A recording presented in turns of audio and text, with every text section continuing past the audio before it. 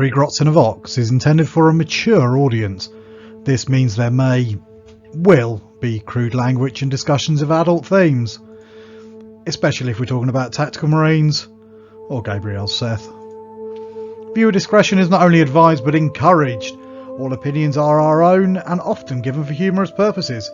Any advice is given largely for entertainment purposes and would probably be ignored. But if you do learn something useful, count it as a win. Welcome to the Three Grots and a Vox podcast. We're here this week to talk about Imperial Knights. Tony is already confused. We haven't even started. I have the Knights Codex. Oh shit! Yeah, I should probably have my book handy. That's maybe a good idea. You wrote this plot point. Yeah. What? Yeah, no, that doesn't mean I've got the book right in front of me. Fuck's sake! I mean, come on. Yes, I have the book in front of me, but honestly, Is this the first time, except Space Marines, that we've all actually had the book in front of us? Yes, it probably, yeah. It is, yes. And but do you know what? The book really doesn't help me because there's like it is a little bit impenetrable in places, trying to figure out how you're supposed to do what you're supposed to do with it, and it's a weighty tome as well. Considering the last one was basically a pamphlet. Yeah, they've definitely given it added complication, which is cool. It's got depth to it, which is nice. So they feel like they've fluffed out. Forgive the pun. Fluffed out the fluff a bit as well. It feels a lot more of it, a lot more detail on the houses. Imperial Knight fluffer. There you go. Yeah. But don't ask what a fluffer is. Kids, don't Google that. That's not a good thing to do. Yeah, remember the disclaimer. Yeah, kids, if you're watching this, there's a disclaimer, and you shouldn't be. Yeah, don't absolutely. Fire me or get me fired. Getting started with Imperial Knights, and hopefully some tips on how to beat the shit out of them too. That'll be a fun one. Do you reckon it'd be like metal shit? Like it's like gold turd, which is sort of like bonk. No, it's just like little sort of globbits of oil and rust and bits, isn't it? I guess. I'd rather a golden turd. Just like a perfectly coiled. And I want it to ring when it hits the ground. Describe it some more, Tony. This sounds fascinating. Think it through in a little bit more detail and tell us all about it. I like to focus on the important stuff. I was going to say, can I also say that they have quite a lot of hazard stripes on these knights? Yes. Only for the Mechanicus ones, not the Imperial ones. The Mechanicus ones are like half covered in hazard stripes all over the place. Giant robots and hazard stripes. I mean, what else is there to want? Yes, fair point. Well made. Yeah. So yeah. All right. Knights then. Everybody loves knights. So that's the wrong kind of knights. All right, let's go to the correct kind of knight. Because I looked for knights and then I found this one. I thought it's a cool piece of art. So why didn't you say it for the Grey Knights episode? The real kind of knights. There we go. Right. This is a pretty bit of artwork. So I thought let's start with this one off first. Should we play a game of Name That Knight? If you want to. Yeah, okay. That knight. Which one? The big one in the middle. That's a Crusader, isn't it? Yes. Well done. I was going to say... points. What about the little ones, John? I think they're not war dogs. They are armigers, are they not? Yeah, armiger is the class of size. There are a couple of different types of them within that size. Go on, then count. And now for something completely different. All right. I don't know. They're warglaves. Oh, I was close with war dogs. I guess the War Dogs is the Chaos version, right? Yeah, I think so. Yeah. I haven't got. None of us have got the Chaos book. Before somebody says, "What about the Chaos Knights?" None of us bought that book. We all bought this one. Give zero fucks whatsoever about the Chaos Knights book, except I like possibly that to big learn how to tusky beat boy. them. Yeah. A couple of the bits of coverage I've seen say that the Chaos Knights book is apparently more focused on making individual knights more stompy and hard, whereas the Imperial one is more focused on working as a team and buffs and synergies and stuff, which sounds interesting, but honestly, I've got no idea. They certainly buff up armigers a lot. That's very true. A lot of buffs. So yeah. What is the Imperial Knights army at a glance? Well, it's a bunch of giant stompy death mechs. Which is cool. Let's face it, everybody loves giant stompy death mechs. And if you don't, why are you watching a video about Imperial Knights? Because this is a video all about giant stompy death mechs. Yeah. Yeah. There you go. The Imperial Knights army is a low model count army. If you have an army of these, there ain't going to be many models in it. You're going to have less models than you get in a Custodian's army. And Why about 3? Yeah, exactly.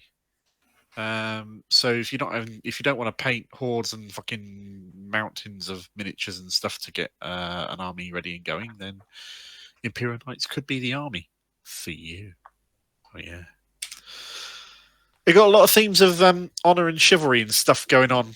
A lot more in this codex than they ever used to. They got a couple of core mechanics in here whereby you have like the big stompy knights, all with their little knight armigers who are like the little squires and stuff working for them, and they buff them and they make them more powerful. And you also have chivalric oaths that the knights can swear to, and you get buffs based on how honourable you're being. They're like, think of them as little objectives you choose on top of the normal objectives you choose. So it's getting fucking complicated if you do this. And you get buffs for how much honour you do towards these little mini goals, and if you fuck around with them, then you get dishonor on you, dishonor on your cow, and all this sort of stuff. Why are you dishonoring cows? Because I have pop culture references spilling out of my head, and that's a reference to Milan. But anyway, you can play Imperial Knights really fucking simply. You can have an army of big stompy death robots, and you can just stomp around and kill shit, and that can be all there is to it, if you want. Or you can complicate the fuck out of this army, seriously. The amount of synergies and rules and buffs and chains and things that you can get with the honors, and the way the knights buff each other, and the way they buff the little ones and little ones buff them, and it all sort of can be a bit of a mindfuck, really. I don't know how have you guys found trying to get your heads around how this? You're very sweary today, Mark. I am. I've had a tooth extracted, and I am very low on patience and give a fuck right now. So, yeah, my level. We've not got like a bleeping thing. We have to sit there and bleep. Oh yeah, that'd be great. Here's the question though: remember the IT crowd and the guy with the buzzer? Quick work on the profanity buzzer. You know. Do you feel better now? I mean, are you back to your normal self? Are you on your way now? It got better as the infection went down, and then there was less and less pain every day. Then the tooth got extracted and the pain went all the way back up again. I was just like, fuck, my face is in constant throb. But hopefully, so this whole situation is bloody complicated then, or bloody anyway. So we're going to be bloody Mark talking about bloody things while we talk about bloody complicated codex. Do you want to do this? No. I found it quite difficult. I'll just progress this thing, and you can do the whole thing and talk about it. And I'll just take a back seat. Sorry, John. Go on. As somebody that specifically has literally played one army and spent all my time looking at my one army, when I look at other armies, I'm not looking typically at how you build them, like force composition. I'm looking at like what threats have they got, and what synergies or stratagems do I need to know about, and how do I kill them, right? So when I came into this book as a novice to knights, I found it very difficult, just because. You know what some of the Warhammer wording is? It's like ambiguous, and so obviously the rule that was really interesting to me was the wandering hero, right? I don't have any intention of building a knight army. I don't have any knights. I want to buy a knight and have him as a wandering hero, and then straight away, like right after you read that one paragraph in the wandering hero rule, which is like you can bring the free blade as the Ancient Imperium, it's like you've got to read literally every other fucking rule in the book to try and figure out how it works. Yeah, I was like, so do I get Unyielding Knight? Do I get this? Do I lose that? Like, do I need Warlord traits, relics? I was like, couldn't all that information be... It's the same in a lot of the... and helpful. Yeah. Oh, is this what you drink? What is it? It's bit for beer fans. I'm on Beavertown Gamma Ray, which, if I'm honest, I absolutely fucking love the can. I know it's quite hard to see in the camera. Oh, you shouldn't be swearing quite so much, Tony. I mean, God, what kind of audience did you take this for? Beavertown. I've had this one before, and I quite like it. I like the Beavertown ones, but it's the start of exam season at the moment, so I'm flat out busy, and I've not had the chance to go to the shops and buy something really weird, which means I'm drinking fairly generic for me beer. Go and look in the can. Where is Beavertown from? Do you know what? I don't know. This is an American pale ale. I think it's a British company, but other than it's a British company. I have a funny feeling. London. Okay, it's London. They do a blood orange IPA. Have you ever had that? Do. Yeah, it's really nice. I liked it. Yeah, I liked it too. So if you've ever get a chance, I can't remember what it's called, but it's a blood orange IPA. I tried these in a pub. Is it in fact called Blood Orange IPA? No, by any chance? no, it's They called all like have good tangerine names. or They all have something. good names. Yeah, this is Gamma Ray. I've got Neck Oil downstairs. They've all got good names. I had them first in a pub. I was in Woodall Spa, which is a tiny little village full of old people and little children being taken around by old people. And there was a pub that just served this Beavertown beer as all their sort of like stuff on tap. And first time I had it, I really liked it. So Fair enough. I've even got proper Beavertown glasses that my wife bought me fancy. along with a load of the beers. So this is one of them, but I've got like a whole set. Okay. Now we're off topic. That's okay. We're allowed to talk about beer. All right. So We're you've beer dived it. People Yeah. tune into this just to talk about beer, I reckon. It's very true, actually. Or to hear Tony talk about beer and about how disgusting it is. And This one's quite good though, so I've really not got a lot to say. fair enough. I can say some stuff about Knights. I can say that they seem to rely really heavily on their synergy, but actually building those synergies is quite complex. There's a lot of depth to it. Which is good because old Knights were terrible for being simplistic to players. Now you've got the Armigers, who are like your troops, and they're obsec and they're cheap, and you can have a bunch of them. And then you've got the Questerist scale Knights, which is what the big one in the middle of this picture is. And they all universally, every single one of them, buff Armigers. No, Dominus don't. Yes, that's because Dominus are not Questerist Knights. Oh, all right. Therefore, I'm correct. So Questerist Knights buff Armigers, every single one of them. Every point you're paying for a regular, normal, mid-range sized knight buffs Armigers. So if you want to be optimal, you've got to take a mix of Armigers and Questerist, essentially. Then you've got the two Dominus ones, which is the Valiant and the Castellan, and they don't have any buffs whatsoever for anyone else. They're basically self-contained walking death machines. And everything you do for them costs more than it costs in terms of CP for everything else, and sometimes they're sort of like locked out of warlord traits and bonuses. They seem to be locked out quite a few keywords, don't they? But they are pretty fucking tasty because they're huge and have got all the guns in the world, essentially. Do you know what I found most annoying about this book? Go on. The fact that how fucking difficult it is to hit a points total on the nose. So my sample list at the end of this video is 100 points right on the nose. And I just walked into it as one of those things. Oh, is that right? Yeah. Oh, I had about I had 120 points left. And I was like, what the shit can you do with 120 points? And I'm just starting to put all the upgrades on things. Yeah, you can buy the Exalted Core upgrades and stuff. Points. Did you not think to upgrade it to like a special? Oh, I did. Yeah. But I knew the big knights that I want. I knew what I wanted in it. But that meant that I just could not get enough war gear to make up that total. So I've got loads of reinforcement points. I've just got nothing to use them for. On that note, the next point about this army is that because you don't have very many of them, and each of them is like a minimum of like 150 points, most of your mid-range knights are 400 to 450 points, and the Dominus classes are even bigger. Oh yeah, we're not talking about Forge Roll ones in here at all, because they're not updated yet, and until they're updated with the Imperial Armor book, there's no point, because we don't know how they're going to relate to the new content in this book.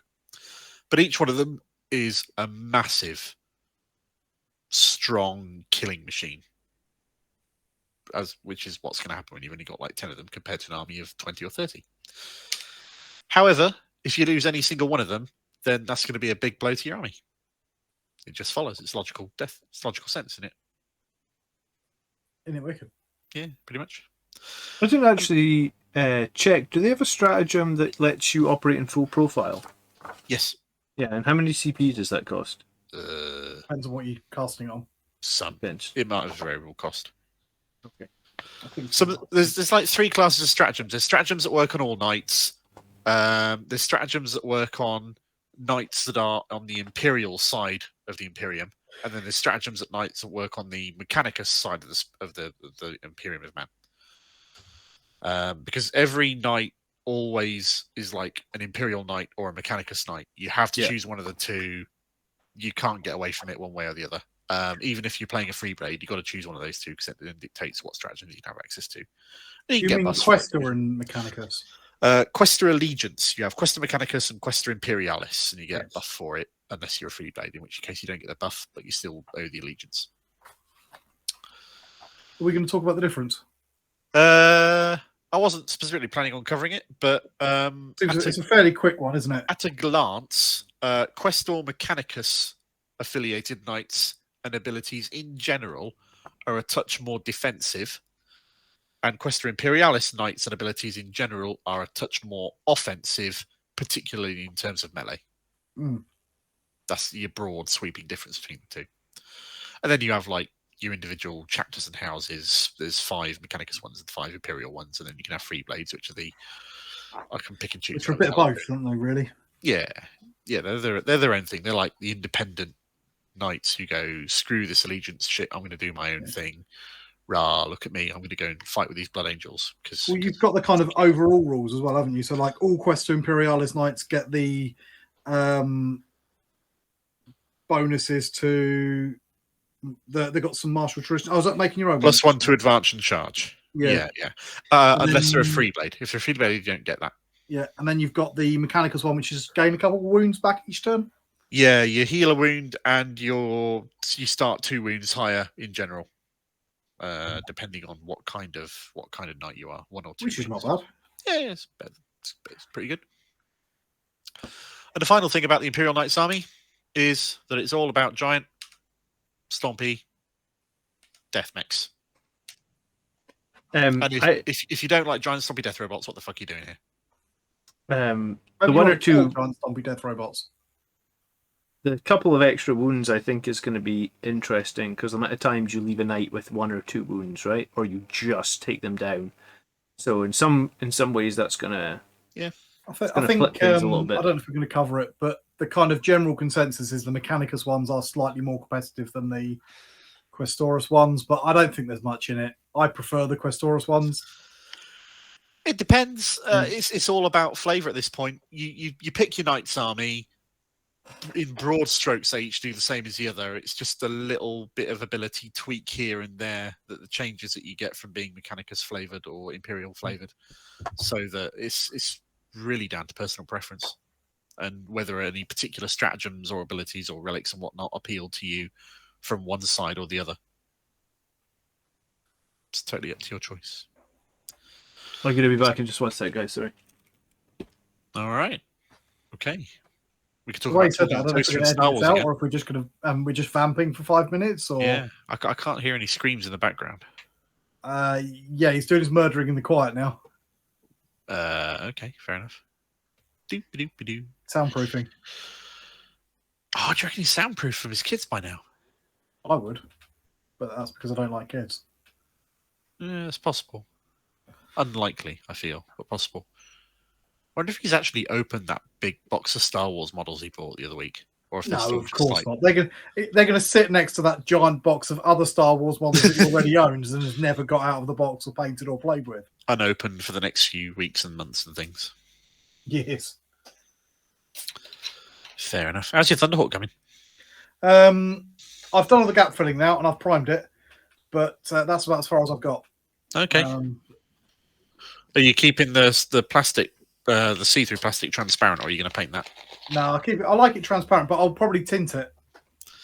Fair enough. So I tinted it on my Storm Talon blue, and I'll probably do the same thing to the Thunderhawk canopy. I was watching a bit of Eddie Izzard earlier, and he was saying how one of his favourite phrases for representing Yorkshire was tin, tin, tin. It's three words. It isn't in the tin. Tin, tin, tin. And that's how you like get into the accent for... Anyway, moving the fuck on, because that's all completely random bullshit. Yeah, so the next one. Giant Stompy Death Robots. Everybody loves Giant Stompy Death Robots. Pacific Rim? Oh, yeah. Absolutely. Brilliant. I didn't like the second movie. The second movie was shit, but the first one was amazing. First one was an amazing movie. I loved it. And the second one didn't make any sense. Oh, look, a picture that looks familiar to something. I picked that one. Can't imagine why. Yeah.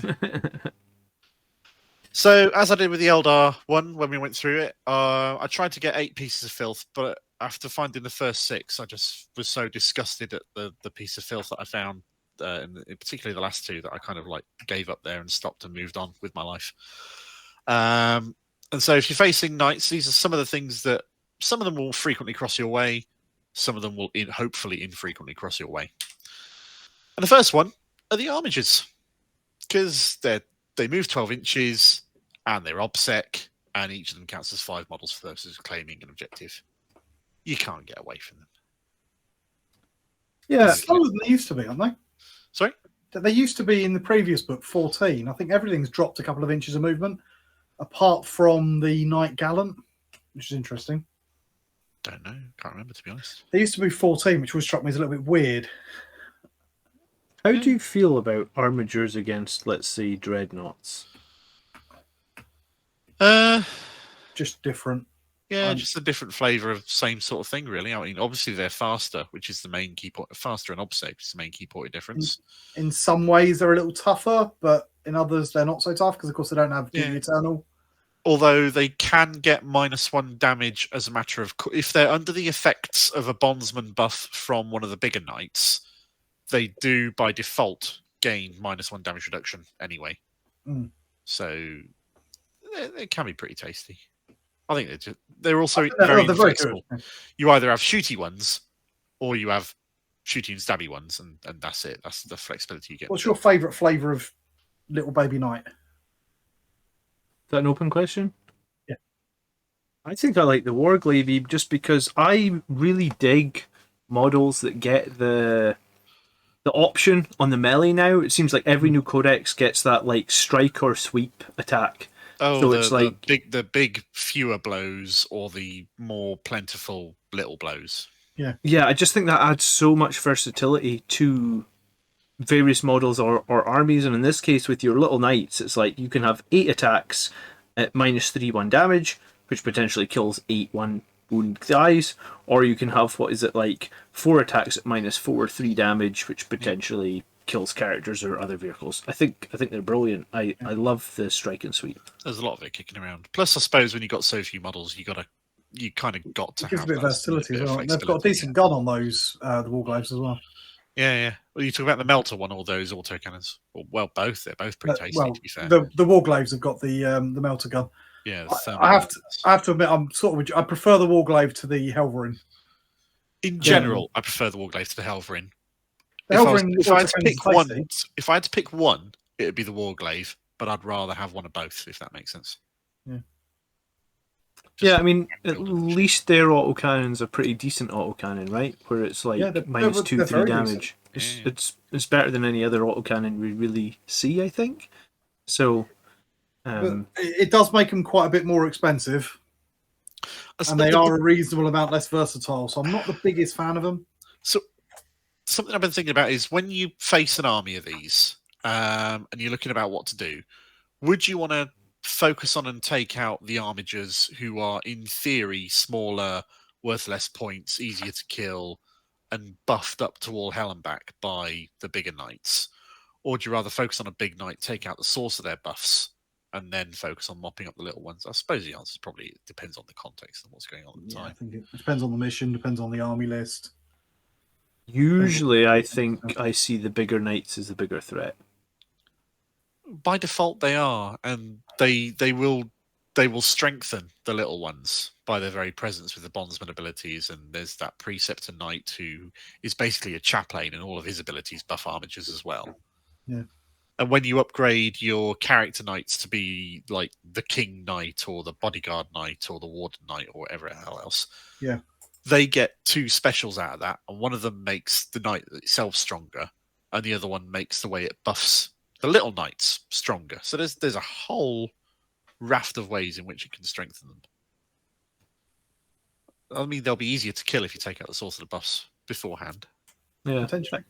I think these guys are very good in terms of the 12-inch move, jump on an objective, obsec it away from enemies, 5 models minimum. Yeah. And there's a stratagem that says at the start of your movement phase, if there's 1 or 2 armigers within 6 inches of the edge of the battlefield, put them in strategic reserves. It's pretty useful. So you can make your opponent have to worry about where they're coming back on from. Yeah. And then there's another ability you can get them that says that when they come on using strategic reserves, they come on as if the turn was 1 turn higher than it is. Which gives them more flexibility in where they come on from. It's very good as well. Enough the first piece of filth. For the second piece of filth, an Imperial Knights army can pretty easily and reliably, every turn, get 2 CP a turn rather than 1. Which is going to be really relevant when they change how CP works. Said for the next chapter approved, isn't it?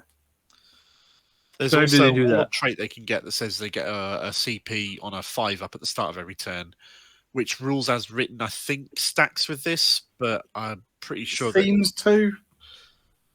there's I don't been a know if lot of it's meant aggro to. over the Eldar have multiple ways of getting CP in a turn, and But you can only depending ever. on how you read GW's rules, it might Yeah. say that it works or it might say that it doesn't, because It's not refunding, I think, is the argument.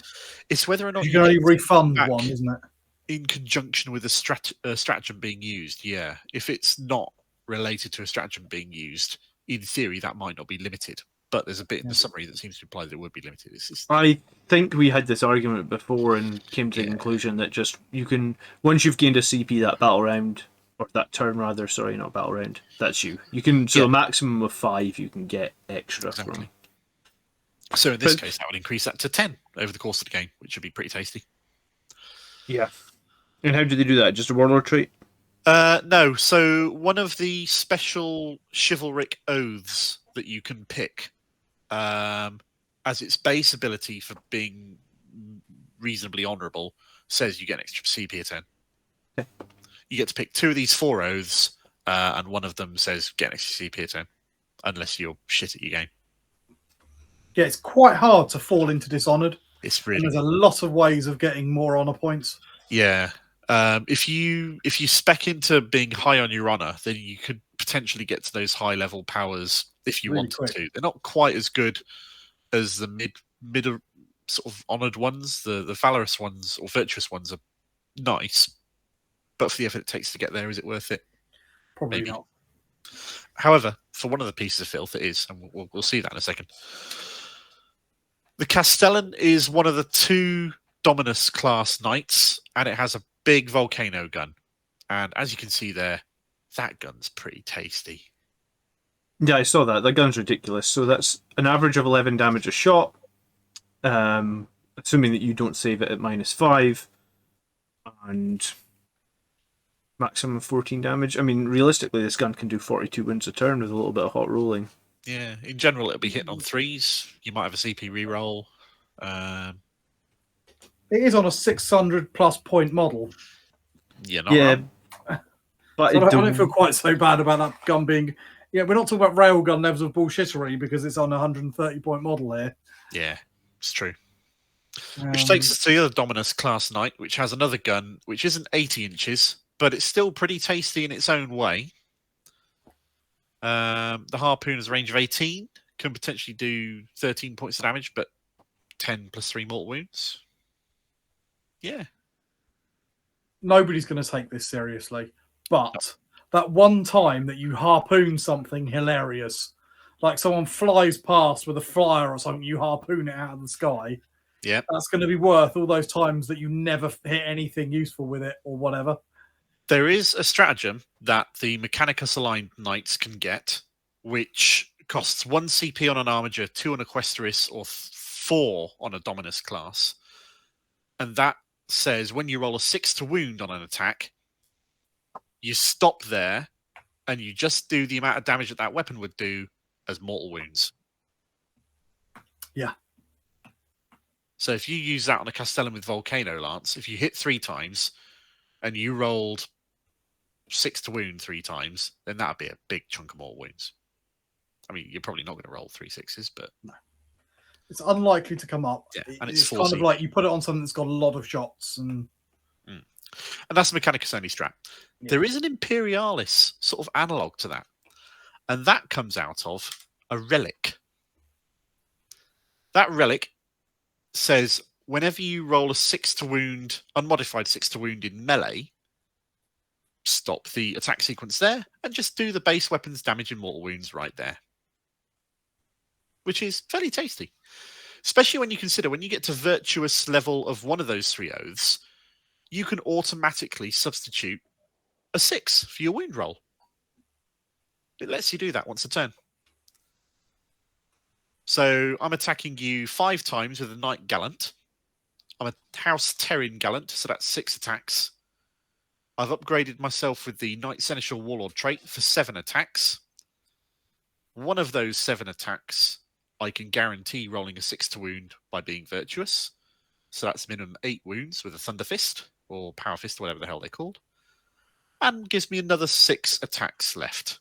And, I might roll a 6 with one of those remaining 6 attacks, which means that I could, in theory, hit you for 56 mortal wounds in the face in one turn with a knight worth 400 points. Did you do the maths to how likely that was? No, I didn't. Pretty unlikely, but it's you can work possible though. You can work it out to guarantee minimum 8 mortal wounds in melee, and you're likely to do another 8 mortal wounds because you might roll one more 6, so that's 16 mortal wounds, which is plenty. Yeah, that'll kill a lot of things. How many wounds has Avatar got now? 14, I want to say. So it might be a way of and even the backhanding an Avatar. It'll bypass the Avatar's half damage rule because every mortal wound is done on 1 rather than taking the total and halving it. Yeah, I was going to say this thing will just knock Bartarian out as well, won't it? Yeah, knock fucking anything out. 56 mortal wounds, dude. Yeah, but even slightly more realistic 16 mortal wounds is. It's true. I mean, Feel No Pains could get around the mortal wound output of this one, but yeah, potentially. What you're doing for this, you've got a relic, you've got a warlord trait. The Gallant is the cheapest Questrius Knight. That's the one with the Chain Fist in one hand and the Power Fist in the other hand. And getting to Virtuous, if you want to stack abilities and oaths so that you get to Virtuous level quickly enough, you could do this on turn 3. Possibly it's turn expensive, 2. but it could be worth it if that's what your list needed. Yeah, you want to tell your opponent, this knight, if he gets in combat with you, he could do 56 mortal wounds. Make it a bullet magnet. There you go. Yeah. Just before we move on, can we just circle back to the Castellan for just like 1 second? Yeah, sure. Because you said I think it was maybe Tony said that he thought it was really expensive at 595 points. It is expensive, yeah.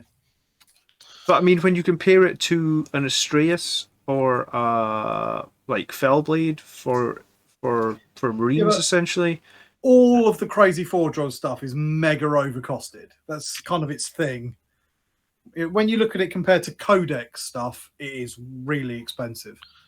And I'm not sure it's entirely worth it, but that's a different kind of... Yeah, the plasma gun's very tasty. The volcano cannon's tasty. If you play another knight player and you've got a Castellan and they haven't, then they're going to have a bad time.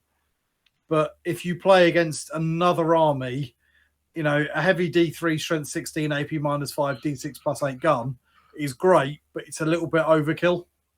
Yeah, I mean, sure, you might be better off saving 200 points and buying something else for that. It's true. It's true. I just think if you're looking for a knight that's just a shooting platform, then the fact that it has a heavy 2d6 48-inch strength 9 -4 3 damage plasma is also really nice. The plasma decimator, I think, is the main reason to take the Castellan. The volcano cannon's nice on that, but the plasma thing's the sort of like the main event. Yeah, Everything which is very similar to the plasma on the Astraeus, actually, because it's the same heavy 2d6. But yeah, let's compare that for a second to something that we've all think has gone a little bit up in costs to a bit silliness. Redemptor Dreadnought. Mm-hmm. You could have 3 Redemptor Dreadnoughts, so you'd be getting 3d6, strength 9, damage 3 shots. You'd have more wounds, and not quite as good a defensive when it comes to its save and its toughness. And yeah, invulnerable save as well. But you'd have 3 of them. Do you know, that's a battle I'd like to see, because I think if the knight goes first, there's a chance that he just kills all 3 of them. Goes first is always really important. Well, there isn't, is there? Because it's unlikely. Plus, the knight can buff its save with rotate iron shields from a 5-up invuln to 4-up invuln very easily. But so you can only shoot 2 of them at once. It's got shield breaker missile on top. You got a couple of these siege breaker cannons as well. So it could cripple a couple of them, I guess. Maybe kill one. We're cripple waiting one. for an FAQ on the shield breaker missile, though. Are we? Why? Because at the moment it reads like if you fire a shield breaker missile, you can't fire any other guns, which I'm sure is not the point. But there is some debate on the internet. Oh, for fuck's Oh sake. no, that's people over. It just means. I completely agree. If anybody plays it like that, you're being a knob. But yeah, I see where you say that. That's if it can shoot, it can only make attacks with one shield breaker missile. Yeah, it just means one of your 4 missiles, one per turn. Right, rules as intended, it obviously does. But yeah. Well, whatever. Okay. Otherwise, someone in the comments is definitely going to say that. Yeah, it wouldn't surprise me. Alright, so 56 mortal wounds in melee. We've got another knight that can do like 100 wounds with its d6 plus 8 cannon. What's the last filthy thing? Right. So the last piece of filth. If you want to buff up one single Warglaive Armiger, here is what you can buff it to do. I mean, full disclaimer ahead. This will cost you like 4 CP and last for a phase. But you can have an Armiger so that it can't be hit with unmodified rolls of 1, 2, or 3 in melee. More than basically that, a Harlequin. it also can't be wounded with an unmodified roll of 1, 2, or 3. I mean, that's pretty fucking horrible on its own. You can then give it a 2-up armor save and a 5-up feel no pain on top of that. Nice. Yeah, that's pretty tasty. You can then make it so that it has -1 damage reduction on top of all of that shit. You can then make it so that AP -1 attacks are reduced to AP 0 attacks. It's a bit minimal compared to all the other things that we got. I was going to say. Stacking on top of there. But only hit. And then you can have +1 weapon skill for all its attacks it's making that phase. And instead of making 8 attacks that turn, you can have it be making 12 attacks that turn instead. And then you can have exploding 6s to hit. So every 6 to hit does an extra hit. We think of armigers like a single armiger as just some little throwaway sort of thing, but actually, when you think about it, it's a 150-point model. That it's a dreadnought. Yeah, it is a dreadnought. It's a big old thing to boost up like this. You're not saying, "Oh, I can boost this Space Marine up." No. You've now got an unkillable murder bot. Like I said, that's 4 CP and takes a bit of setup to get there in terms of bondsman abilities and buffs from other knights and all this sort of stuff. But still. It makes me think, like sometimes it's worth, especially because these guys are obsec, sometimes it might be worth just throw some CP at it. Just if it could, it could be a 4-point swing. They don't hold an objective. You do hold an objective. They have secondary abilities based on having knights in the middle of the board and doing an action. There's a stratagem that lets you have that knight can shoot and do an action in the same turn. Might just be armigers. I can't remember off the top of my head. Yeah, but still. I mean, bloody hell. Can't be hit or wounded with unmodified 1s, 2s, and 3s on top of all of that shit. Yeah. It's very strong. Wow. So yeah, that's the biggest cheese I got out of this codex after having been reading it for a few days. Yeah, the thing that I was liking the look of the Crusader before the codex came out, but my one thing I worry about now is Armor of Contempt, making both its Gatling cannon and the heavy battle cannon quite a bit wetter. I also would not consider taking any of the mid-sized knights in as a free blade in an allied army, because a lot of their points get tied up in the buffs they give the smaller knights, the armigers. So you'd be losing a lot of optimization and value for points in there. But that's just me. So yeah. Makes sense. There's some filth. Oh, there's some more giant stompy death robots, because I love my giant Warrior stompy death 5? robots. Yeah, might well have been. No, this is from the BattleTech. Is it the BattleTech modern? The BattleTech isometric turn-based strategy game. Yeah, that game is so much full of RNG bullshit that I love it. I nearly rage kicked my laptop out of the window. So addictive. I enjoy Can it. I ask? Titanic feet got changed as well, right? Yeah, it's not as good as it was. Yes, it did. What was it? Changed a It used to make 3 attacks with each. You used to have the whole sort of multiple attacks that you get out of sweep stuff, yeah. So they've nerfed it to being like a last ditch. Which I'm glad of, because it used to be that you were better off having your knights tap dance around than using the giant chainsaw. Yeah, or the power fist. True. And that just irritated me. It's a funny image. It's ironic you've got an image there of some 4-year-old knights that we're not talking about. Yeah, I just quite like the picture. It's a cool picture. It is a cool picture. So getting started with Imperial Knights. If you were getting started with an army, then what sort of stuff would you bring to the table? Well, this is what I was whinging about earlier. This is 965 points of getting started with Imperial Knights. Okay. Now, it's a getting started list, and the thing is that I'm trying to make something that plays like Imperial Knights, isn't too outrageously expensive to stick on the table, and you can have a little bit of fun with it. It's got a little bit of teeth, but it does cost 165 points, and I'll admit the last 100 or so points is me just trying to find things to buy. But I have got quite a fun little combo in here. So I love the Warglaives. I think they're great. I really do. I'm not a fan of the Helverins because if they get tied up in combat, they become basically useless because they've got no combat ability at all. I much prefer the Warglaives. I think they're a better all-rounder. And if you've got a few of them, their lack of shots is not quite such an important thing, especially with their pretty tasty melee. Yeah. So what I've gone with is a Knight Paladin. And the Knight Paladin is the one that's got a melee weapon and the rapid-fire battle cannon, which I rather like. How much would it have costed to upgrade your chain thingy to the power fist? It's free, same cost. Are they? Well, yeah. Okay. It's kind of like you sacrifice a bit of versatility for a bigger hit.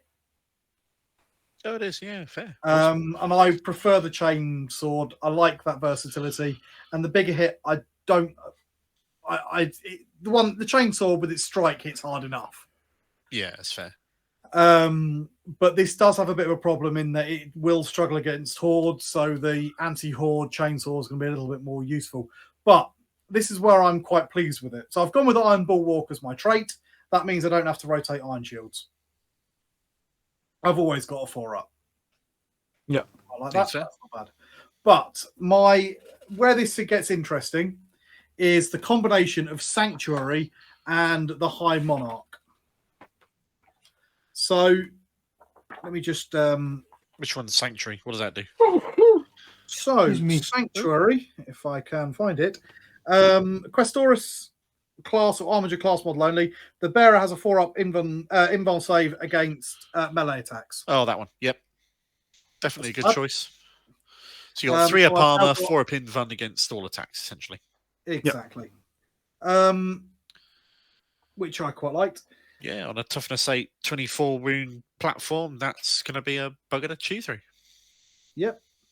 Now, there was a little bit of and ahhing about this because the other alternative, which I've not written down there, but I was really and ahhing about, was going with the Helm Dominatus. Because the Dominatus means that you can select one Armiger class as being affected by the bearer's bondsman. And while this model is on the battlefield, the Armiger permanently has that. Okay. What is the Paladin's bondsman ability that it can buff a nearby this Armiger is rather with? Tasty. I think it might be my favourite bondsman ability, in fact. Okay. Which is one of the reasons I've picked the Paladin. So the bondsman ability for this, select one Armiger class model within 12 until the start of your next command phase. Each time that Armiger makes an attack, re-roll a hit roll of 1 and a wound roll of 1. Each time it makes an attack. Which is rather tasty. Now, if you were to combine that with the Dominatus, which is putting all your eggs in one basket, that would mean that Armiger permanently does that. Now, you combine that with the High Monarch. Now, the High Monarch's ability, bondsman ability, because to be honest, the other bit I'm not really care about,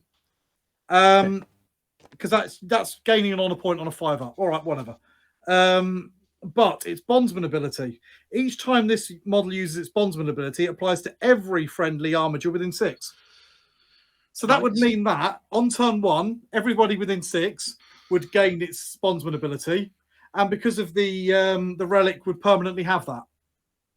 And then they could run off and do what they wanted for the rest of the game. I don't know if that's the better choice. You can see here I wrote down Sanctuary because I think a 4-up in melee might be more useful.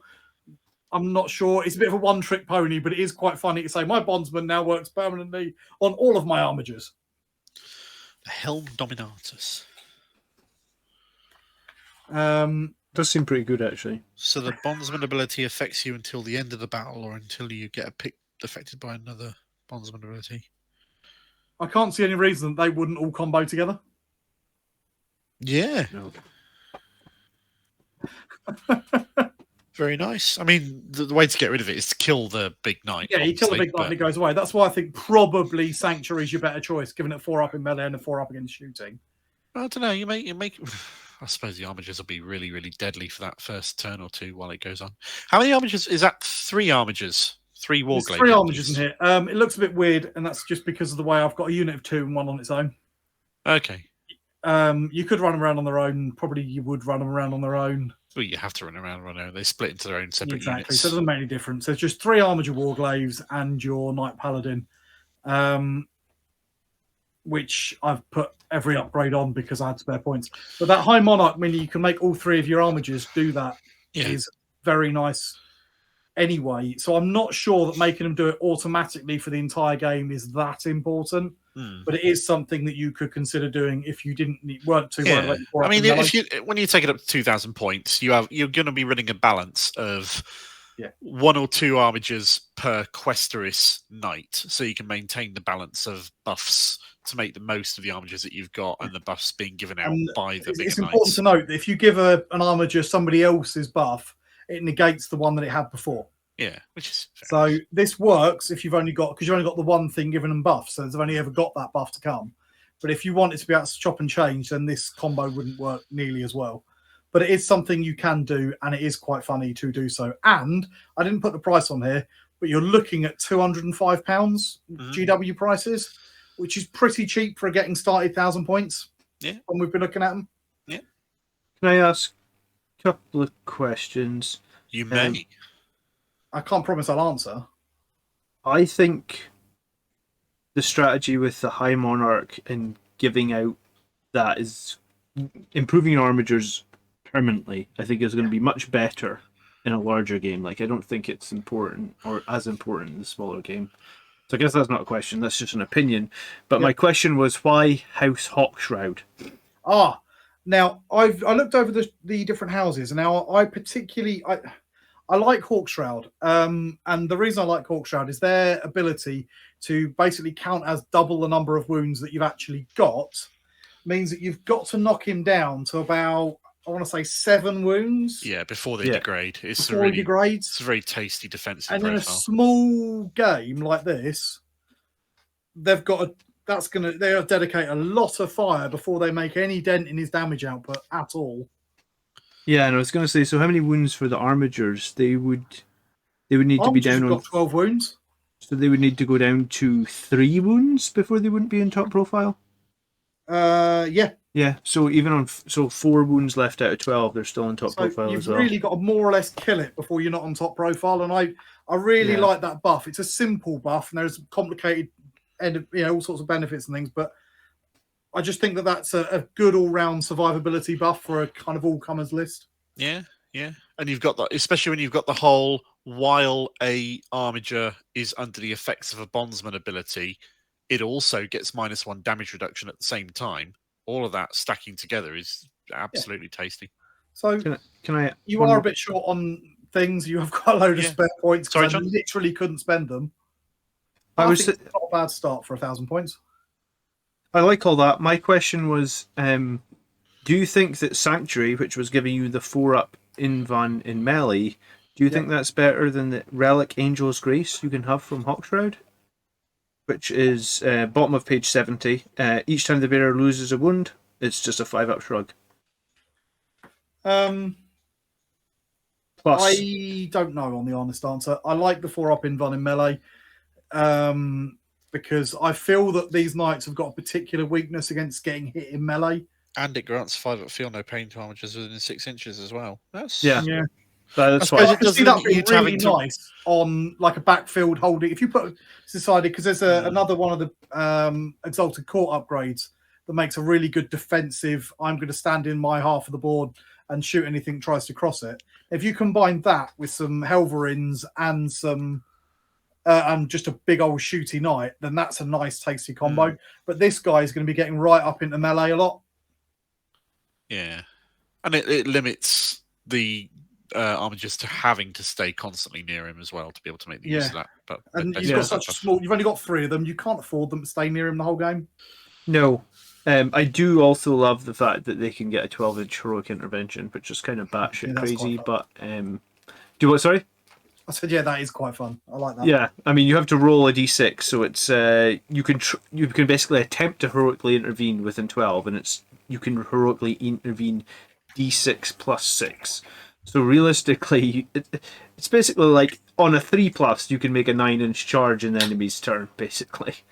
There's a lot of mobility buffs you can get out of this as well, and very few of them say they don't stack with other mobility buffs. By being House Hawkshroud, you are Imperialis affiliated, so you get +1 to your charge and advance rolls off the back of all of that as well. So, yeah, like I say, this is a getting started list, and I'm sure there's some more complex things, but it should be a fairly easy list to use. It's not too expensive. It's got some teeth, and I do think probably, especially in smaller games, you want to lean much more heavily into armigers than you do in the big ones. Yeah, no, thanks so much for sharing this list. As someone who hasn't made a list before, I actually think that was really useful. I hadn't noticed the whole Helm Dominatus thing that you mentioned before, and the idea of permanently buffing armigers nearby with a bondsman ability for the rest of the game, which will permanently make them -1 damage reduction as well, is very tasty. Especially if they're going to run off and do things on their own, which they probably need to in this sort of game. Almost certainly. Nice. Yeah. Well, mine is very similar in a number of ways, but also not as fleshed out as yours. For mine, But they I'm did starting hit off 1,000 points on the nose. on the nose, dead on. Yeah, exactly. It's purely coincidental. It's just casually. I just happened to manage it. What can I say? So the core of the list is a Knight Gallant, which is the cheapest form of Questerist Knight. He's the one with the 2 melee options. He's not upgraded in any way, shape, or form. He's 400 points. You're gonna want to use one of these. Well, maybe not necessarily gonna want to use one of these, but having one of these in your army for when you upgrade to 2,000 points is going to be a very, very valuable tool for you to have, assuming you haven't magnetized every single option for your knights going. So that'll be a very useful thing to have in your collection. Next to that, you have a couple of Warglaive armigers, because, as Tony said, the ones with the chainsaws and melters are really, really useful. And another couple of Helverin armigers, just to sit in your backfield and shoot stuff. So, obviously, the Helverins would stay back and shoot, and the Knight Gallant would move forward with your 2 Warglaives. And at 1,000 points, yeah. What more do you want? I do really like the Knight Gallant. I was umming and ahhing. It was the Paladin's better. I think he's got a better bondsman ability. Yeah, it's fair. It's fair. It's a little bit more flexible. That's what sort of swung it for me. But I wasn't looking at this purely from the point of view of sheer playability and making the most of it at 1,000 points. Just what you could look to buy to get started at 1,000 points and use it as a solid base for jumping off from to expand your collection from there, which is why I haven't worked out any of the houses or warlord traits or relics, because this is a template you could use and apply to whatever 1,000 point list you wanted to take and flavour it, sprinkle it, season it to your sort of preferences, essentially. And in terms of cost, it is basically identical to what it's literally identical. It's 2 boxes of armigers and a knight and a Questorus Knight. Yeah. 155 quid for a 1,000 point army. Yeah, I'll take that. Not bad at all. So, if you read the households, if you had to pick a household on the spot, what one would you pick, Mark? Probably for this list, I'd probably go Terran. Terran being the first of the 5 Imperialis houses, because they're the most sort of straightforward. Run at your opponent, charge them, and hack them to fuck. Yeah, so on Sort of every nice. advance or charge roll, you roll an additional d6, and you basically discard the lowest. Yeah. And the stratagem for extra attacks and +1 to hit and stuff. Is rather nice. Yeah. Yeah. And then because you're Imperialis, you get that +1 to your advance and charge as well. So you've got three. Yeah. You've got three arguably really melee knights. We should have probably mentioned, even though the Gallant's bondsman ability isn't the greatest, it is +1 weapon skill to models or the armatures. It's not bad, is it? Armatures hitting on 2s can be quite. Yeah, Absolutely. Yeah. Quite so scary. if one of them or both of them are able to stick around the big guy for some combat, then you have more power as well. So cool. Exactly. So yeah, that's my presentation on big stompy death robots. It's interesting that you went with a Questoris Imperialis house the same as I did. What did you think of the Mechanicus ones? Is there any Mechanicus ones that really jumped out to you, Mark? Mechanicus houses haven't jumped out to me. Mechanicus strats have. I do like House Raven. If I was going Mechanicus, I'd probably go Raven. Yeah. Their ability to advance, it can ignore all modifiers to advance and moves, which is not all that exciting, but it always counts as stationary, which means you can advance and shoot, which is rather nice, or advance and charge. Plus, I wouldn't want to paint hazard stripes on my knights, so I'd never have them affiliated to Mechanicus anyway. So but yeah, I think Raven's my favourite if we're going for Mechanicus houses. John, did any leap out at you particularly? You know, I wasn't really in. I mean, the house that the Hawkshroud house looks really nice. The Raven house looks really nice as well. But I mean, by going a free blade, which was the thing I was most interested in, you kind of have to just skip over all these houses, right? Free blade gets complicated. You can make a free blade army list, at which point every single free blade unit in your army has its own different chapter tactic picked from a list of chapter tactics. So they're all like their own individual special snowflakes in the army, and it would make for a really characterful, fun army because you'd paint everyone completely differently. Absolutely, and that's where you can get the whole can't be hit on unmodified rolls to hit of 1, 2, or 3 in melee comes from as well. One of those, what is kind of like a version of a knight successor chapter tactic sort of thing you can get from there, which is pretty cool. Absolutely. So yeah, giant stompy death robots. There you go. I wonder why I like giant stompy death robots quite so much. I always like the effort you put into your transitions. Possibly impacted on me in my childhood or something. Yeah, that was the greatest Transformers movie and always will be, right? Yeah, we pretend the others didn't happen. Yeah, very much so. I always just wanted them to make that movie with all the modern CGI. It's like, don't change anything, guys. It's literally perfection. I like the hammy, hand-drawn animation style of the original. The very end of the last live-action movie actually had a tiny bit of redeeming feature to it, but the rest of them were all piles it was the last one. No. They had this little bit of story in the end of the final live-action Transformers movie, not the one before Bumblebee, because Bumblebee was actually quite good.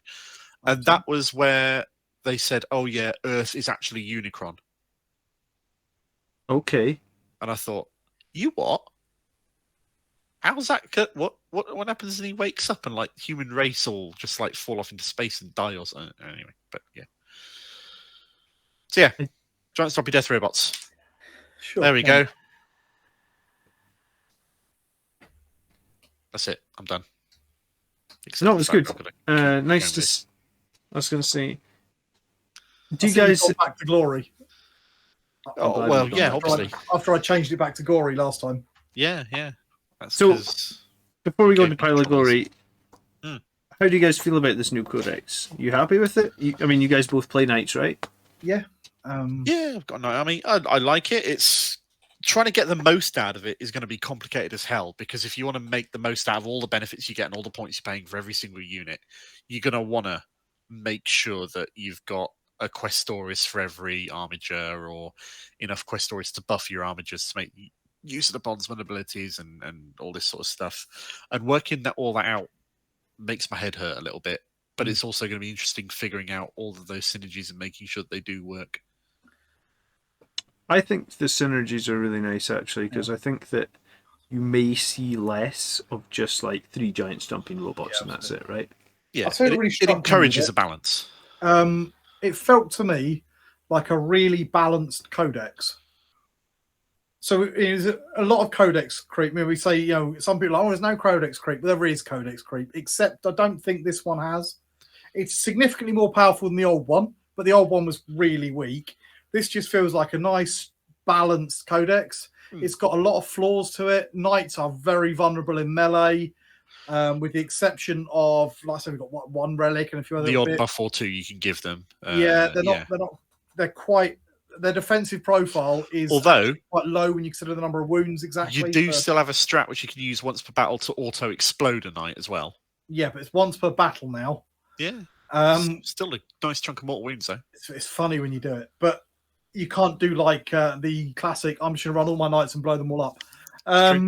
So it just felt like a really balanced codex. It's strong. If you're good with them, you can get some good results, but it doesn't feel unfair. It doesn't feel broken in any way. And you'll still run into lists that will take you apart just by dint of the fact that you've got a lot of Titanics and vehicles and all this stuff. The secondaries are nice. I like the secondaries. Knights are always a really skew list. And however you do them, you're going to run into some lists that just cannot deal with you. And to be honest, you're not going to have. You might have a fun game, but your opponent's not. Yeah. If I was going to take Knights to the tournament, which I'd consider, then I'd do it to have fun and a laugh. Yeah. Because I'd be running 4, 5, maybe 7 or 8 models at most, and I'd have no issue finishing my games because it wouldn't take any real thought or time. And you'd have a lot of fun. I'm going to do. And you're never going to run out. Some games you're going to win, and some games you're going to lose, and that's fine. That's exactly how it should be. This does not feel like a broken book at all, and I was very pleased to see that. Yeah, picking the chivalric oaths is very flavourful, and I love that idea. Picking the whole how you're going to buff your little squires and armigers and mixing and matching all that is quite nice. The paid upgrades, is sort of the Exalted Court and whatever the Mechanicus one is, I've forgotten the name of. They're all really interesting, and there's a little bit of cool sort of fluff in the names. Like you've got the Princeps if you go Mechanicus, or the High Monarch if you're going Quest Imperialis. Yeah. That's what I was actually going to... Yeah, go on. That was my last question, and I guess my last real like that I took away from this book was, obviously we looked at Black Templars last week, and they have, like, whatever you call it, I think it was the Relic Bearer rule, where they can upgrade individual troops and just give them a bit more flavour. And like, I've been moaning for a while in terms of like Marines and Primaris, for example, they're losing a lot of their flavour, right? Because you can't take the weapon options. And it felt like those relics that you could add to the Black Templars were really cool. So when I saw this in this book, I was like, all right, cool. Is that going to be the norm where every codex is going to get like 8 to 10 individual upgrades that cost points typically, and you can just give your squads or your guys, or I guess it's squads, it's not really for characters, right? I guess in Knights it's a bit more ambiguous because some of the Knights are characters, some of them are not. But for the Black Templars, it was just like, cool, I can take a Centurion, for example, and I can just give them +1 weapon skill, +1 toughness for 15 points. And that is a cool thing that I like to be able to do. And I was really glad to see it in this book as well. I mean, it started way back in the Space Marine Codex, but then it was sort of forgotten about. But now it seems like it's coming back, maybe. It does make it a lot of fun, and it's very flavourful, and I like it for that. Yeah, you can tailor the lists to feel how you want it to feel without losing the core identity of what the army is. Yeah, so I was really pleased to see that. That was my comment. Yeah, fair. Wicked. All right. Piles of Glory. Who's first? I can't remember what order I did these in. Oh, it's me. Oh, it's you. Okay, so some stuff. What are we looking at? I said I'm looking to move house soon, so I'm a bit busy, so I haven't had a lot of time to do any painting. But I did pick up a few new products to try out. I picked up So I've been using the Squidmar Mark 1 brushes for quite a while, and I'm just getting to the point where some of them are beginning to wear out and need replacing. So I've replaced them with... That's not a cheap set of paintbrushes. No. No, they're £75 a set. So these are the Artis Opus Series S. Now, I tried a couple of Series M a while ago, and I really didn't like them, to be honest. They are great paintbrushes. I just don't like them. What's the difference between an M and an S series? So the M is favoured by a lot of artists. They really like them because you've got. Sorry. Well, they did another one, which is a D series, and they were all dry. Well, I've got the D series as well. Oh, now he's showing off. That's the D series. I've got a box of the Ds and the S's, but I did them. I backed them as Kickstarters, so I got them at like 50 quid a box when they came out, which is much nice. more reasonable. So the D is the dry brush. They're really good dry brushes, which is nice. So the M is they have a quite short bristle, and that's the idea with that is it gives you a bit more control over it. Fair enough. Now I personally don't like it because although you do gain some control by having that shorter bristle, you have a much smaller belly on them, which means that you can they hold a bit less paint. And I find that the paint for me dries a bit too quickly on those. You can use some sort of like acrylic medium to try and slow that drying time down, but I'm just not a fan of that very quick drying on the end of my brush. And there's nothing worse than getting a little bit of dry paint in your brush and then you start getting a really lumpy finish. So they're great for doing detail work and freehand, but just not really for me. Right. So I bought the S's. Now the S has a much longer bristle. It keeps its tip really well as well. Sorry? Keeps its tip really well, I found. They do, yeah. They don't.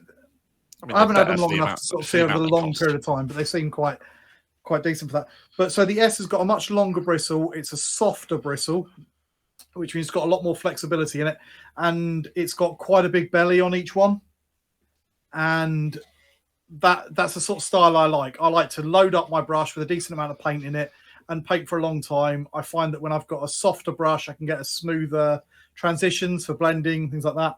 And I just like that longer working time. So so far, I've not tried them out a huge amount, but from what I've found so far, I've quite liked them. One thing I wasn't so pleased about with the set is they do seem very small. It might seem like a strange complaint, but I always find it, for me, use the biggest brush you can get away with for whatever thing you're painting. So the reason for that is if you use a bigger brush, you tend to get a smoother finish.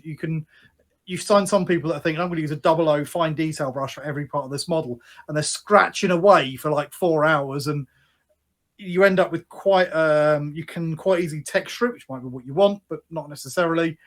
And it's more hazard stripes on both those models, haven't you? Of course. No, one of the models. Only one of the models got hazards on. I had to slip a little bit in. But yeah, so using a big brush. Now, the biggest one, they say it's a size 2 in this Series S. So they do a big set and a little set. And this is the big set, which has got the big brush. But even this big brush, let me show you a comparison. So this is the size 2. It's pretty small. And then you look at these are my Squidmar brushes that I did kickstart these ones. This is my big brush that has had so much use. I've more or less worn it out now. The tip's starting to go, but look at the difference in size of those two tips. And I just wish that this had another size up, maybe a 3 or 4, something that's a bit bigger for more kind of army painting and just slapping down big areas, or because the big brush holds so much paint. You can do. It's really great for wet blending. It's really great for sort of just working on areas. Wouldn't you be happy just getting like a cheap brush for a bigger one and slop stuff on, and then use a more expensive one for a smaller, more precision one? You can, and if you're only buying one brush, then buy yourself kind of a size 1, probably nice brush. You can do most things with a size 1. But I kind of agree with Mark saying, like, would you not just buy a cheap ass size 3 brush and then do all your base coating with that brush, and then start using you don't have to worry about brushes. precision in the slightest. Just as you say, slop it on and don't care. No, but Okay. But sure, Fair enough. if you want, it's a perfectly reasonable thing that you can do if you like to do that. Okay. But no, I like to have a proper tip on it, and I like it to hold a tip. Whereas the cheap brushes last 5 minutes and they lose their tip. And that's What's special annoying. about the paints on here? Why Okay, are they so worth a call out? I wanted to try out a few new paints because I'm just a bit of a paint whore. I've got all of them, and I've been hearing for a while that Dark Star paints are quite nice. So honestly, I thought, I've never heard of them before. It's a British brand. They make paint, and I'm always playing about with metallics. My favourite metallics are mostly the Scale 75 ones. I really like the kind of matte finish they have, which sounds strange for a metallic, but I like the fact they've got quite a small flake. Their golds are fantastic. I get lovely finish. They do a really, really nice dark silver colour called black metal, which is kind of, I use it so much, it's not even funny. Almost all of these models somewhere have got this paint on it. Okay. Everything I paint, because it's just a great, really dark colour. You can make something up a bit like it by getting kind of lead belch and mixing it with black. But they've got a great flake. But I wanted to try some because I'm not happy with my bright silver colour. Now, I've got some Vallejo Model Air Steel. That's okay. And then they've got their...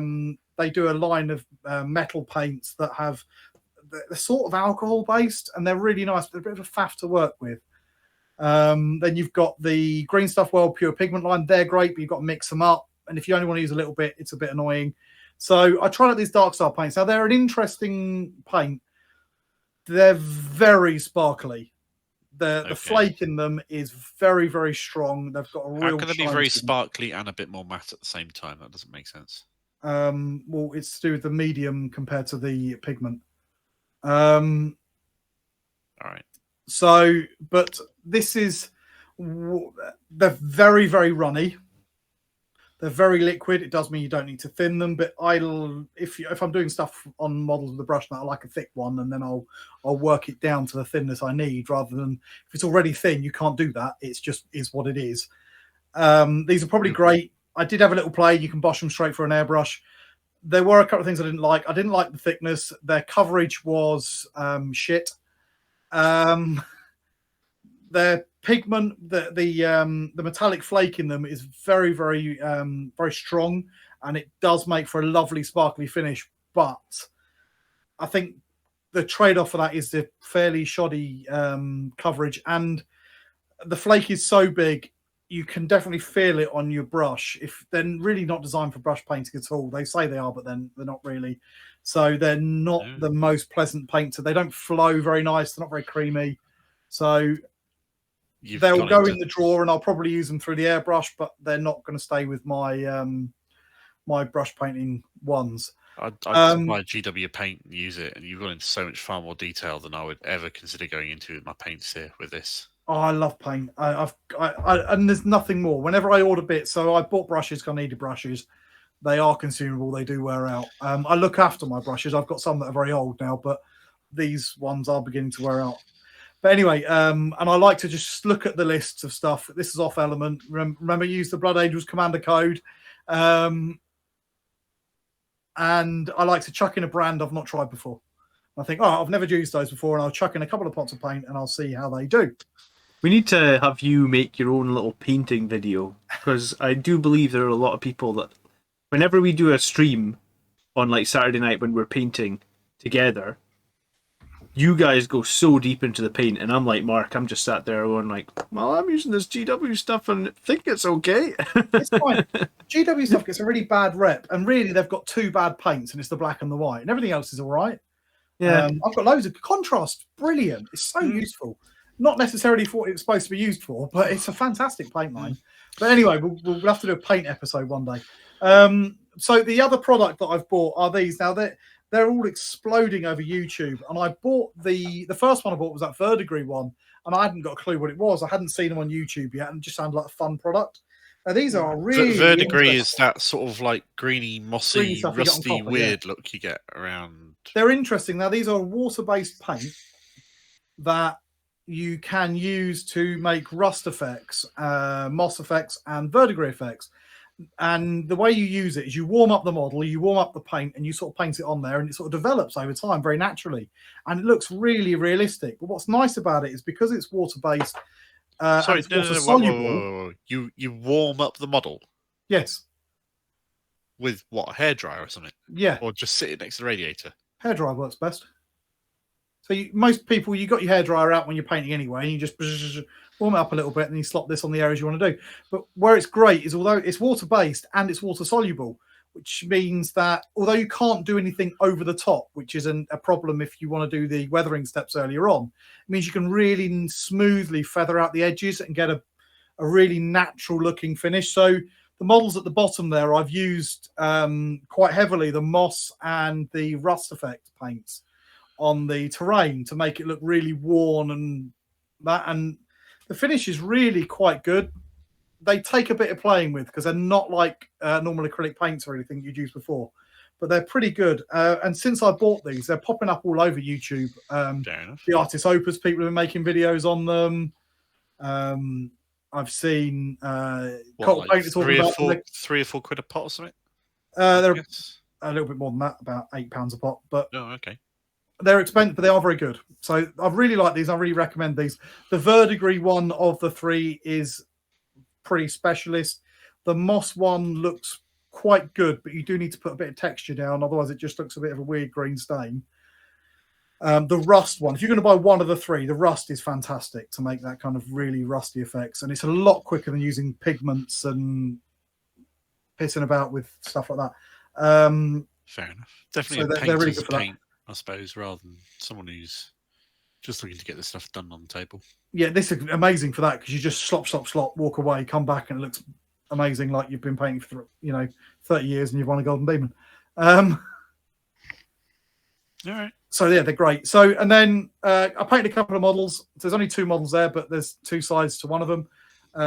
Someone was taking the piss that I never painted anything that's particularly weathered, because all of my painting's very clean and very bright colours. So I thought I can do other things. I just choose not to.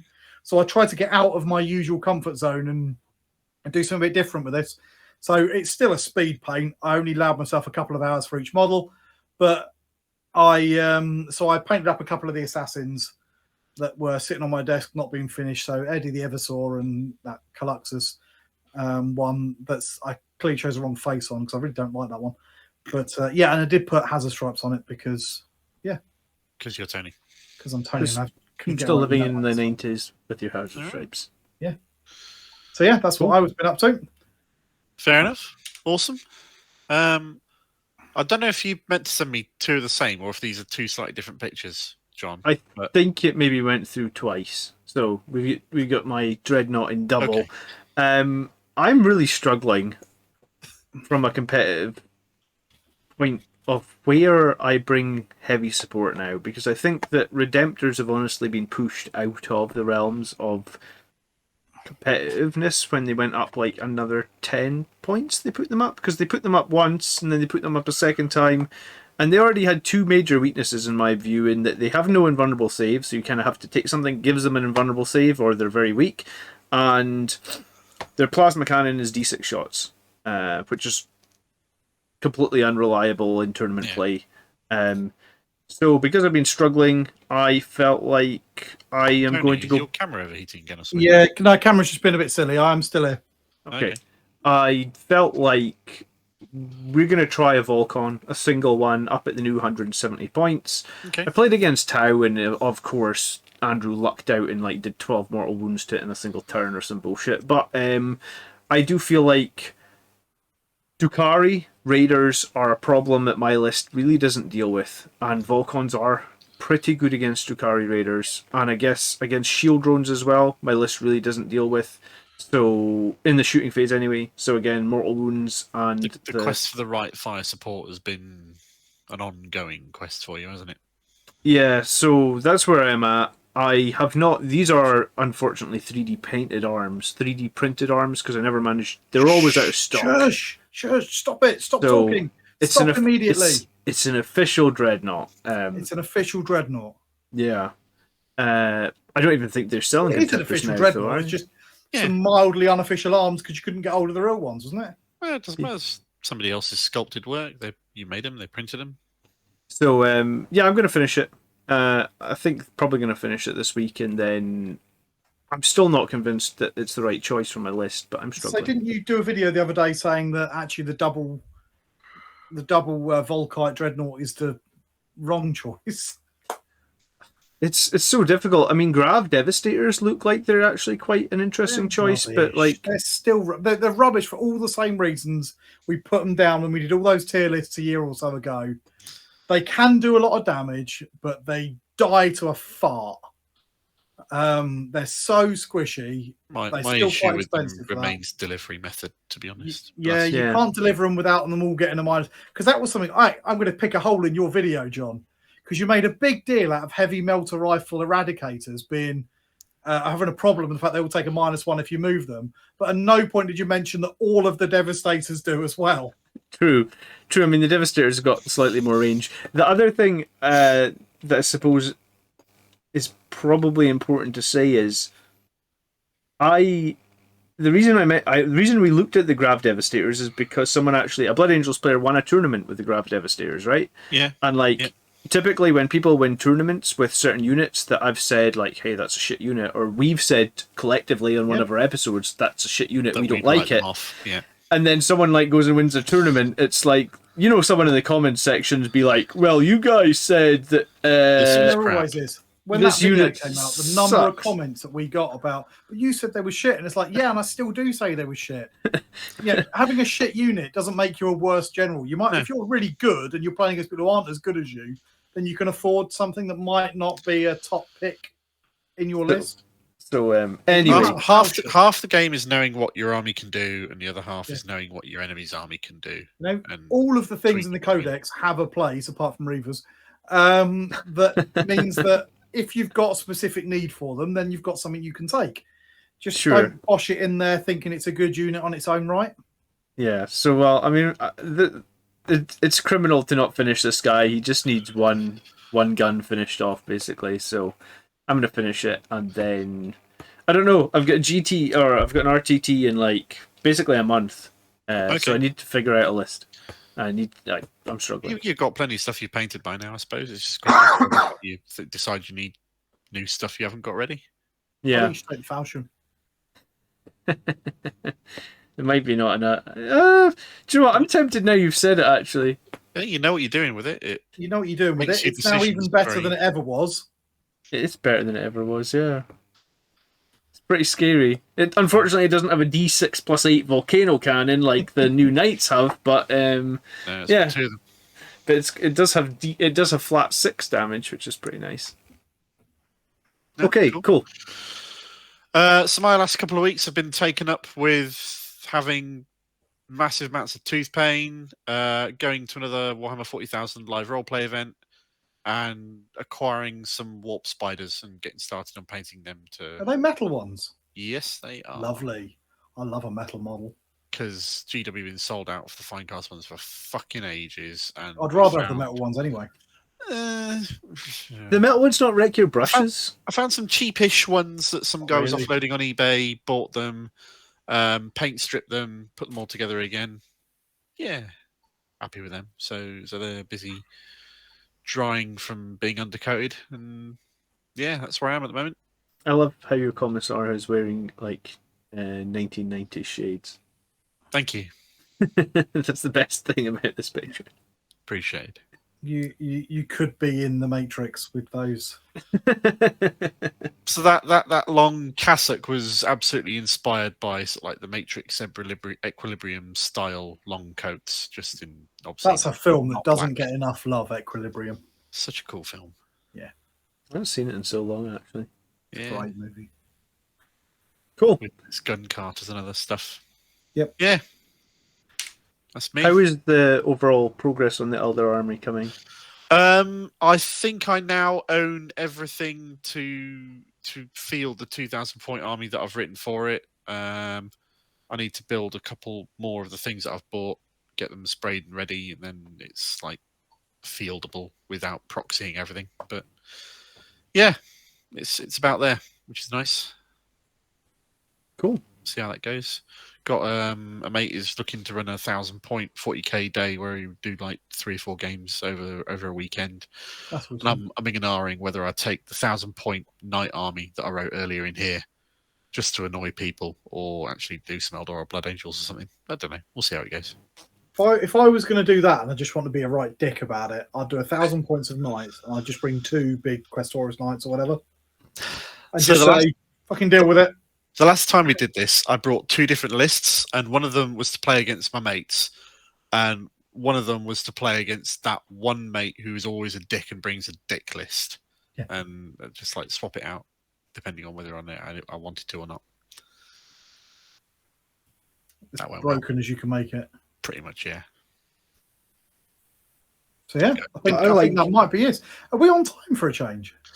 Sort of, yeah. Depends how you Have you define on noticed the time. theme of when Mark writes the episode, we stick vaguely to schedule? That's because Mark's worried about taking forever and rabbiting on for ages and sort of like tries to get through stuff. Because he's organised and we just talk bollocks. Something like that. Like the one episode we made without Mark that was 2 hours of us just talking absolute nonsense. Was it an organised, planned episode, or was it just sort of riffing ad hoc? We don't riff ad hoc. Well, I don't riff ad hoc. We did It the takes Custodes. planning and careful forethought to be this funny. We did the Custodes tier list when you weren't here, and I thought it was an okay episode. It was Yeah. fine. And then they got nerfed like the week after or something. It did, yeah. Got absolutely mullered the week after. Isn't that just the way? I mean, I've literally filmed videos on YouTube that I've scheduled on like a Wednesday night to come out on a Friday, and they drop an FGQ on a Thursday, and you're just like, Well, this is now wrong. Allspecs Tactics did it, didn't he? When the last one, he did that whole like breakdown of all the Space Marine units the day before the day after Armored Contempt come out, and completely changed it. He's like, these would be a lot better if they just that little bit more durability. Funny that. I wonder if Armored Contempt is a band-aid fix, though. I still think. Probably, but that doesn't mean it's not going to stay. No. Yeah. I don't know that it will, but it certainly made a big difference to playing Space Marines things, isn't it? Yeah. It was inevitable when they started just jacking up the lethality of everything. There's at So least yeah, something I think we can that's do. probably it. Yeah, we don't know what we're doing on the next one again. I suppose We we'll have to do. think about that at some point over the next week or so. Yep. And then we're always open to suggestions. So if you've got any good ideas, stick them in the comments. Yeah. This, like our previous one, was, although we wanted to do this, was also a Patreon request. So if you really want to support us, you can join the very few people over on Patreon who help buy all these codexes that people want us to do reviews of. And it's always much appreciated. Other than that, if you want, please click the like button. If you don't like it, please click the dislike button. If you've got something that we're wrong about and you want to tell us about how we are wrong, please put it in the comments.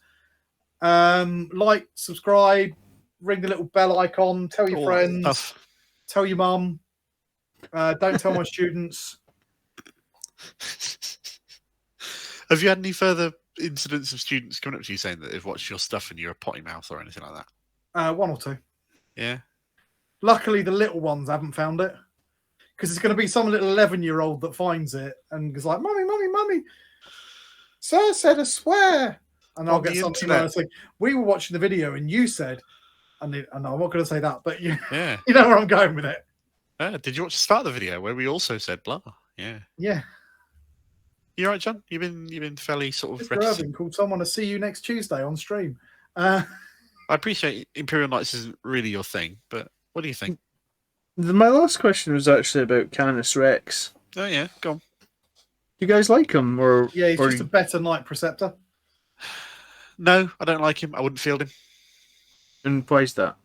because he casts his not chaplain litanies on a 3+, and I'd rather be able to take the upgrade that means you cast them on a 2+ instead, which you can't do with Canis Rex. No, you can't.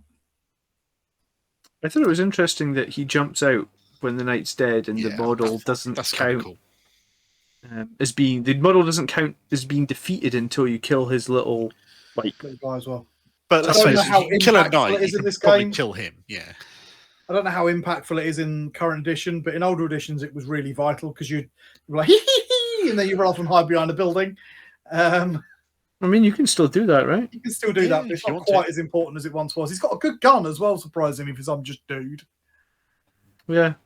I mean, it's a cool looking knight as well. I mean, I really am going to buy a knight. I just don't know which one yet. So, Fair That's enough. 'cause we made this video We'll- then, isn't it? we can cover that in the Knights video on Blood Angels Commander channel then, yeah. perfect. All right. Thank you so much for watching, guys. Do all the things that Tony said.